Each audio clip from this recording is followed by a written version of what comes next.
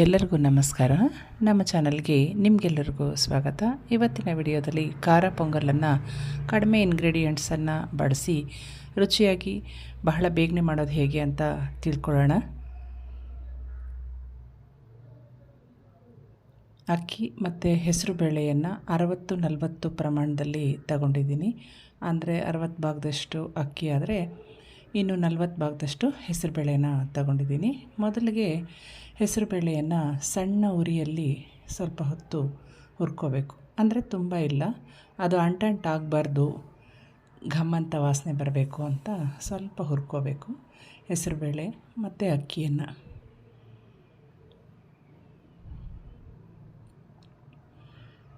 ಅಂಟಂಟಾಗದೇ ಇರಲಿ ಅನ್ನೋ ಉದ್ದೇಶಕ್ಕೋಸ್ಕರ ಹುರ್ಕೊಳ್ಳೋ ಅಂಥದ್ದು ಇದು. ಆಮೇಲೆ ಇದೆರಡನ್ನು ತೊಳೆದು ಕುಕ್ಕರ್ಗೆ ಸೇರಿಸ್ಬೇಕು.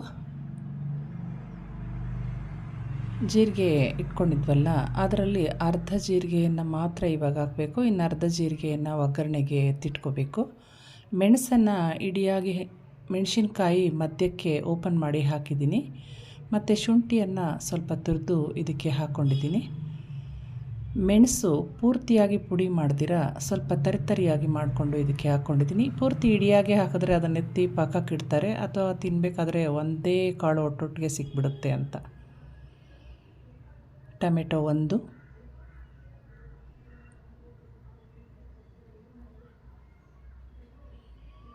ಈಗ ಅದಕ್ಕೆ ಬೇಯಕ್ಕೆ ಎಷ್ಟು ನೀರು ಬೇಕೋ ಅಷ್ಟನ್ನು, ಅಂದರೆ 1:2 ಅಥವಾ 2.5 ಅಷ್ಟು ನೀರನ್ನು ಸೇರಿಸ್ಕೊಂಡು ಸ್ವಲ್ಪ ಅರಿಶಿನ ಪುಡಿ, ಅದಕ್ಕೆ ಬೇಕಾಗಿರೋಷ್ಟು ಉಪ್ಪನ್ನು ಸೇರಿಸ್ಕೊಂಡಿದ್ದೀನಿ. ಹಾಗೆ ಸ್ವಲ್ಪ ತುಪ್ಪ ಸೇರಿಸ್ಕೊಂಡು ಹಾಕೋತಾ ಇದ್ದೀನಿ.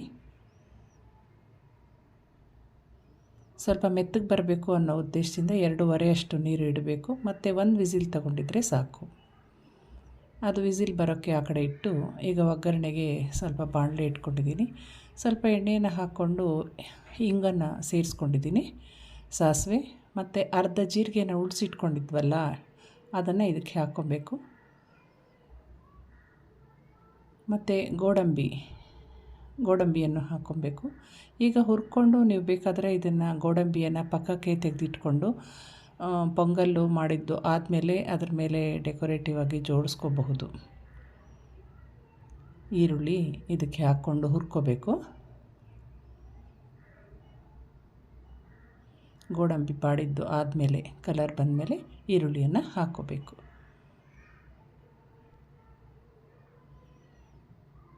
ಈರುಳ್ಳಿ ಕರಿಬೇವನ್ನು ಇವಾಗ ಸೇರಿಸಿದ್ದೀನಿ. 1 ಈರುಳ್ಳಿಯನ್ನು ಇಲ್ಲಿ ನಾನು ಬಳಸ್ಕೊಂಡಿದ್ದೀನಿ. 3-4 ಜನಕ್ಕೆ ಆಗೋಷ್ಟು ಖಾರ ಪೊಂಗಲನ್ನು ಇಲ್ಲಿ ನಾನು ಮಾಡ್ತಾ ಇರೋವಂಥದ್ದು.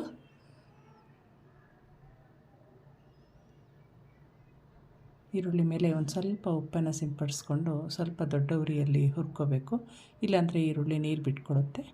ಈರುಳ್ಳಿ ಕೆಂಪಗಾಗೋ ತನಕ ಹುರ್ಕೋಬೇಕು. ಈಗ ಕುಕ್ಕರ್ ಓಪನ್ ಮಾಡಿ ನೋಡಿದ್ದೀನಿ. ನೋಡಿ, ಈಗ ಈ ರೀತಿ ಬೆಂದಿದೆ. ತುಂಬಾ ನುಣ್ಣಗೆ ಮೊದಲೇ ಆದರೆ ನಾವು ನೀರು ಸೇರೋ ಅಷ್ಟರಲ್ಲಿ ಇನ್ನೂ ಬಂಕೆ ಅಂಟಂಟಾಗಿ ಆಗಿಬಿಡುತ್ತೆ. ಅದಕ್ಕೆ ಒಗ್ಗರಣೆಯನ್ನು ಈಗ ಇದಕ್ಕೆ ಸೇರಿಸಿದ್ದೀನಿ. ಇವಾಗ ನೀರನ್ನು ಸೇರಿಸಿದ್ರೆ ಗಂಜಿಯನ್ನು ಅದು ಬಿಡ್ತಾ ಹೋಗುತ್ತೆ. ಉರಿಯನ್ನು ಹೈ ಫ್ಲೇಮಲ್ಲಿ ಇಟ್ಕೋಬೇಕು. ನೀರನ್ನು ಸೇರಿಸಿ ಈಗ ಇದನ್ನು ಮಿಕ್ಸ್ ಮಾಡ್ಕೋಬೇಕು. ಕನ್ಸಿಸ್ಟೆನ್ಸಿ ಅಡ್ಜಸ್ಟ್ ಮಾಡ್ಕೋಬೇಕು.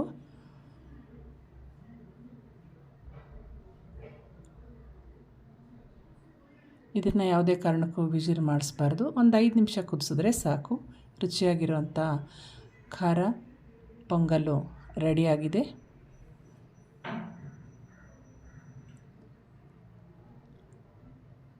ಅದರ ಮೇಲೆ ಈಗ ಹಚ್ಚಿಟ್ಕೊಂಡಿರೋಂಥ ಕೊತ್ತಂಬರಿ ಸೊಪ್ಪನ್ನು ಉದುರಿಸಿದ್ದೀನಿ.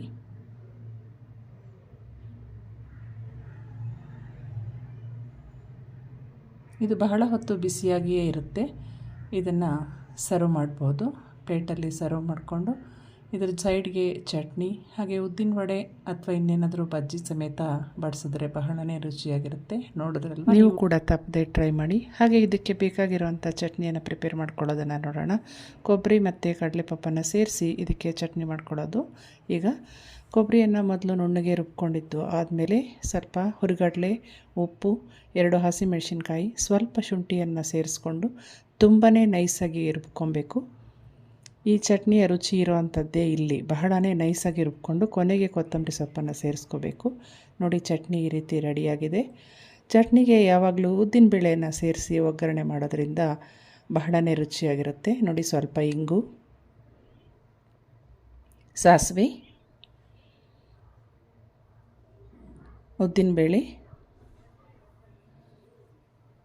ಉದ್ದಿನಬೇಳೆಯನ್ನು ಸ್ವಲ್ಪ ಕೆಂಪಗಾಗೋ ಹಾಗೆ ಬಾಡಿಸ್ಕೋಬೇಕು. ಹುರಿಯನ್ನು ಸಣ್ಣಗೆ ಇಟ್ಕೋಬೇಕು.